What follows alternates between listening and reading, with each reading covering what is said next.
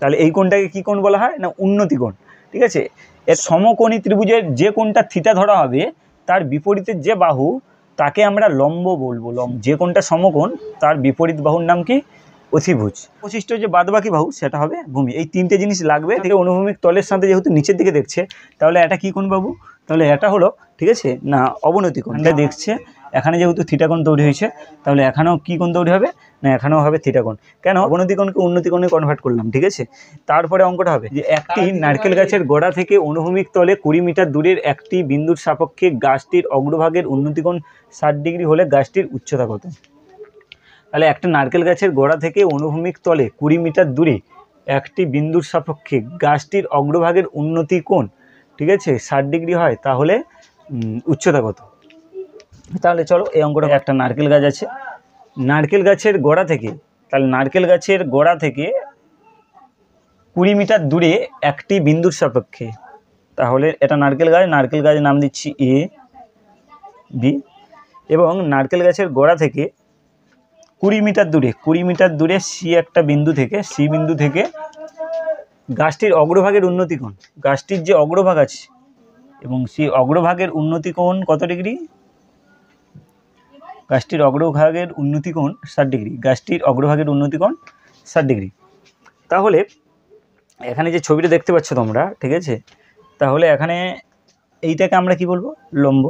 ঠিক আছে, এইটাকে কি বলবো না লম্ব, এইটাকে কি বলবো? ভূমি।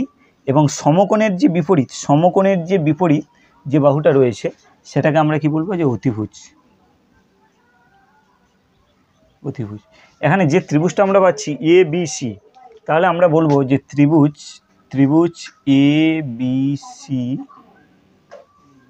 থেকে পাই, তাহলে ত্রিভুজ এ বি সি থেকে পাই, ত্রিভুজ এ বি সির ক্ষেত্রে তাহলে আমাদের দিয়েছে কি? দিয়েছে বিসির মান। ঠিক আছে, তাহলে নারকেল গাছের গোড়া থেকে যেখান থেকে দেখছে তার দূরত্ব দিয়েছে, এবং আমাদের বার করতে হবে কি?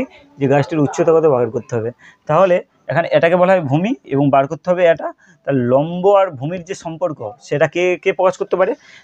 তোমার ট্যান এবং কটের মধ্যে যে কোনো একটা প্রকাশ করতে পারে। আমি ট্যান দিয়ে করছি। ঠিক আছে, তাহলে আমরা বলতে পারি যে ট্যান 60 ডিগ্রি, তাহলে কি বললাম? ট্যান 60 ডিগ্রি সমান তাহলে কি হবে? আচ্ছা, ট্যান 60 ডিগ্রি মানে লম্ব বাই ভূমি। তার লম্বটা কি? লম্বটা হবে এখানে এক্ষেত্রে লম্ব হবে এ বি, এবং ভূমিটা কি হবে? ভূমিটা হবে বিসি।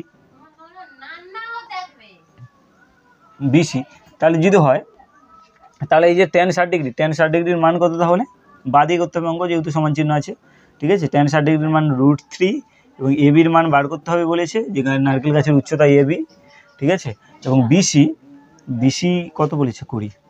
তাহলে তাহলে এ বি সমান কী হবে না 20√3। তাহলে নারকেল গাছের উচ্চতা কত? তাহলে নারকেল গাছের উচ্চতা হলো 20√3, এবং √3-র একটা মান আছে, মানটা তোমরা গুণ করেও করতে পারো বা এই অবস্থায় রাখতে পারো, দুটো করলে ঠিক হবে, এবং ফুল নাম্বারও পাবে। ঠিক আছে, তাহলে √3-র মানটা কত না √3-র মান 1.732। ঠিক আছে, এই √3-র মান 1.732, এইটা যদি পাশে গুণ করে দিই তাহলে এ বির মানটা আমরা পেয়ে যাবো। ঠিক আছে, এইভাবে আমার একটা ল্যাম্পপোস্ট আছে, ল্যাম্পপোস্ট ঝড়ের জন্য, ঠিক আছে, ল্যাম্পপোস্ট ঝড়ের জন্য এখান থেকে ভেঙে গেছে। ঠিক আছে, ল্যাম্পপোস্ট, তাহলে এই ল্যাম্পপোস্ট যদি ভেঙে যায়, তাহলে প্রথম অবস্থা ল্যাম্পপোস্টটা তাহলে যখন ভাঙার সময় এই অবস্থায় থাকবে, তারপরে এইভাবে পড়বে, এইভাবে পড়তে পড়তে এমন একটা পজিশান আসবে যে ভূমির সাথে এই ল্যাম্পপোস্টটা কিছু একটা দূরে গিয়ে পড়বে। ঠিক আছে, তাহলে কি বললাম? তাহলে এই যে ভূমির সাথে এই ল্যাম্পপোস্টটা কিছুটা দূরে গিয়ে পড়বে। তাহলে এই ল্যাম্পপোস্টটা যেহেতু ভেঙে এখানে পড়েছে, তাহলে এই দৈর্ঘ্যটা যা হবে, এই দৈর্ঘ্যটাও সেম হবে। কি বললাম? একটা ল্যাম্পপোস্টকে নাম দিচ্ছি যে এ বি। ঠিক আছে, একটা ল্যাম্পপোস্ট আছে, এবং ল্যাম্পপোস্টে, ঠিক আছে, এই ও বিন্দুতে ভেঙে, ঠিক আছে, এই ল্যাম্পপোস্টের উপরের অংশটা ভেঙে এইখানে মাটিতে স্পর্শ করেছে। তাহলে এখানটায় ও এর মান যা হবে, ঠিক আছে, ওসির মানও তা হবে, কারণ এই জিনিসটাই ভেঙে তো এখানে করেছে। এবার মাটির সাথে কিছু একটা কোণ আছে। ঠিক আছে, সেই কোণ অনুসারে মোটামুটি আমরা যদি এই অতিভুজ জানি, ঠিক আছে, তাহলে আমাদের থিটা কোণটা বার করতে পারবো। আর হাইট অ্যান্ড ডিস্টেন্সে আর একটা কথা বলি, ঠিক আছে, একটা একটা কোণের মান, ঠিক আছে, যে কোণের সাপেক্ষে দেখা হচ্ছে বা উন্নতি কোণ অবনতি কোণ যদি একটা জানা থাকে এবং এই তিনটের মধ্যে যদি একটা জানা থাকে, তাহলে অপর দুটো বাহুকে সহজেই বার করা যায়। কি বললাম তাহলে? একটা সমকোণী ত্রিভুজের ক্ষেত্রে যদি যে কোণের সাপেক্ষে দেখা হচ্ছে, অর্থাৎ উন্নতি কোণ বা অবনতি কোণ যদি দেওয়া থাকে, ঠিক আছে, এবং একটা বাহু যদি দেওয়া থাকে, হয় ভূমি না হলে লম্ব, না হলে যদি অতিভুজ যদি দেওয়া থাকে, তাহলে অপর যে কোনো বাহু বার করা সম্ভব। আর একটা উদাহরণ দিচ্ছি, ঠিক আছে, এগুলো অঙ্কর ভিতরে লাগবে, পরবর্তীকালে যখন অঙ্কগুলো করতে থাকবে দেখবে কিছু কিছু ছবি এই রকম টাইপের অঙ্ক পাবে তোমরা, ঠিক আছে।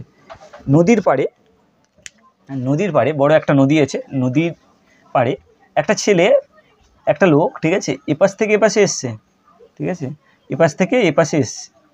এবার এখানে এসে কি করছে, খানিকটা দূরে গিয়ে, ঠিক আছে, এইখানে একটা খুঁটি গেড়েছে এবং সেখান